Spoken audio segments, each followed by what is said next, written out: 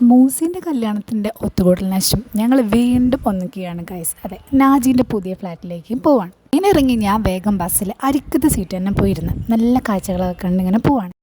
നമ്മുടെ മാനാഞ്ചിറ നല്ല മൊഞ്ചായിട്ടുണ്ട്, ഫുള്ള് ലൈറ്റൊക്കെ ഇട്ട് കുറേ ആൾക്കാരൊക്കെ ആയിട്ട്. അതെ, നാജീനെ വിട്ട് പോയിട്ട് ഞങ്ങളും ഇങ്ങോട്ട് വരും ഈ ലൈറ്റ്സൊക്കെ എക്സ്പ്ലോർ ചെയ്യണമല്ലോ. മാനാഞ്ചിറ നല്ല മിന്നി മിന്നി നിൽക്കുന്നുണ്ട് അല്ലേ. ഇവിടെ ആണെങ്കിൽ ഫുൾ ബ്ലോക്കാണ്. അതെ, ന്യൂ ഇയറും ക്രിസ്മസൊക്കെ ആവാൻ പോവല്ലേ, അപ്പോൾ അതിൻ്റേതായ പർച്ചേസിങ്ങും കാര്യങ്ങളൊക്കെ ആയിട്ട് ഇങ്ങനെ നിൽക്കുമായിരിക്കും. ഇനി അവിടെ പോയിട്ട് സ്ഥലത്തിൻ്റെ പേരെന്താ, കടുപ്പിനി അങ്ങനെ എന്തോ ആ സ്ഥലത്ത്. ബസ് ഇറങ്ങി ജന്മടിനെയും കാത്ത് നിൽക്കുകയായിരുന്നേ.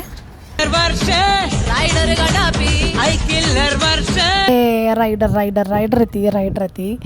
പക്ഷേ ഇവളുടെ പോക്ക് കണ്ടിട്ട് ഞാൻ നാജിൻ്റെ വീട്ടിലെത്തുമെന്നാണ് എനിക്കൊരു ഡൗട്ട്.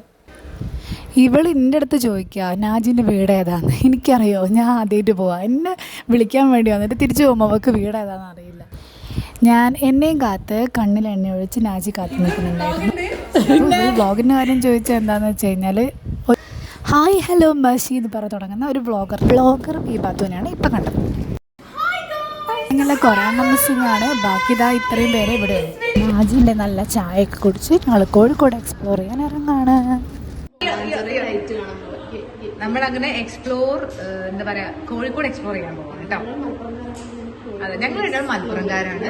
അപ്പൊ ഞങ്ങൾ ഇവിടേക്ക് വന്നതാ. ഇവിടെ വലിഞ്ഞു കയറി ഇവിടെ കോഴിക്കോട് അത്തോളിയാണ് വീട്, അന്നശ്ശേരി. ഇവിടെ എൻഗേജ്മെന്റ് ആണ് അടുത്ത ആഴ്ച.